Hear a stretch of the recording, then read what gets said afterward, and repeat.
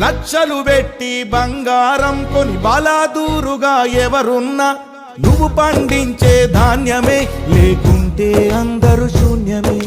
కోట్లు పెట్టి బిల్డింగులు గట్టి అందులో తుల దూకుతూ ఉన్నా ఆకలైతే నీ అన్నమే, లేకుంటే అందరి బతుకులు సున్నమే.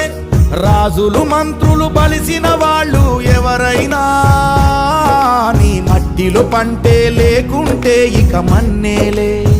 ఓ పంచభక్ష పరమాన్నం తిని నిన్ను పట్టించుకునే వాడు లేడు. రైతు రైతు రైతో పాడుగాను నీ రాతో, మెతుకు మెతుకుపై నీ పేరున్న వెతుకులాట నీ బతుకు చివరకు చేరుతుంది ఏ చితికో.